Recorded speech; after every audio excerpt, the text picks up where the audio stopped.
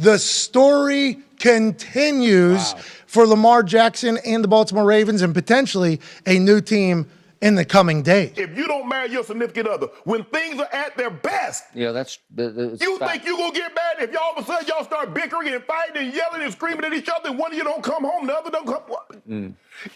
It's not going to get any better, Skip. He's not going to be able to play better than what he played in his MVP season. So this says to me that this is more than just about money between these two sides, that the relationship between the Baltimore Ravens and Lamar Jackson isn't a relationship that is in a good place. He is clearly the leader. He is the playmaker.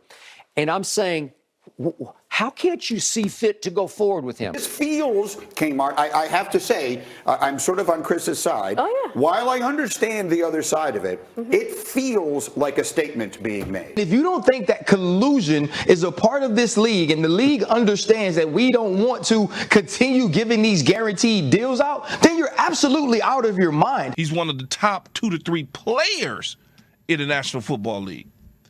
And for him to have to go through this to try to get his money in all of these quarterback needy teams that are available, that have the space. It's a fair question to ask. What is going on with Lamar Jackson? It makes you think that there's some sort of collusion going on. Former NFL player Keyshawn Johnson said it. Ditto with Steelers great Ryan Clark. And yet here we are with one of the best quarterbacks in the league unwanted by the billionaire class of NFL owners. So all these teams that are all of a sudden publicly out of the Lamar chase, just tell me you're colluding without telling me you're colluding. So look, there's many points to address. Here's one. Lamar Jackson has done this the unconventional way. Served as his own agent, one of a few doing so in the National Football League. Do you think, Joe Banner, if Lamar had an agent, he'd have settled by now?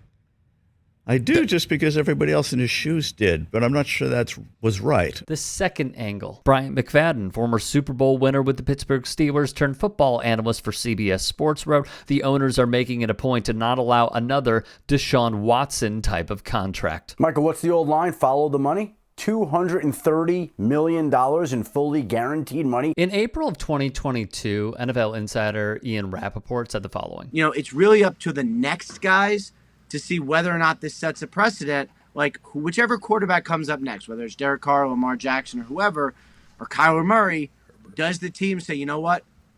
That was fully guaranteed deal. We're going to now have to do a fully guaranteed deal. And once that happens, the precedent's set, and then we're off and running. Then The Athletic would go on to report in November of the same year, NFL owners hated the Watson deal, with Ravens owner Steve Bisciotti even saying as such, quote, damn, I wish they hadn't guaranteed the whole contract.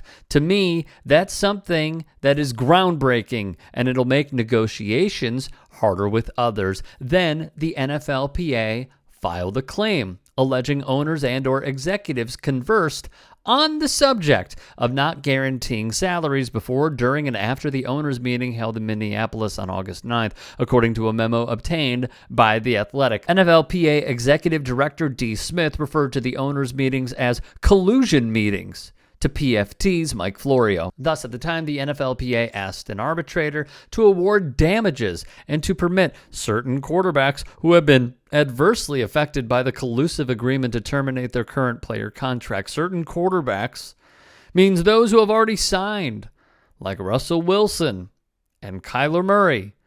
Wilson's agent, Mark Rogers, declined comment, as did Murray's agent.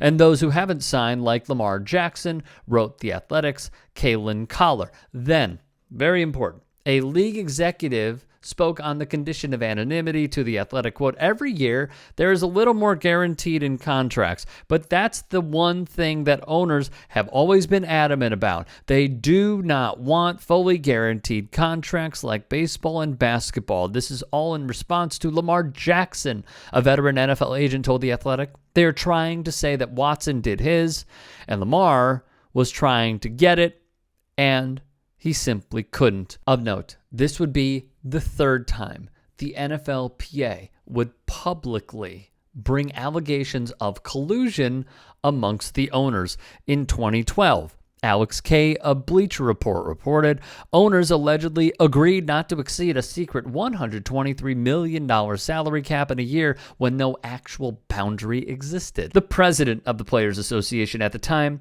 a familiar face, this man, Dominique Foxworth, the second time. I'll continue to sit.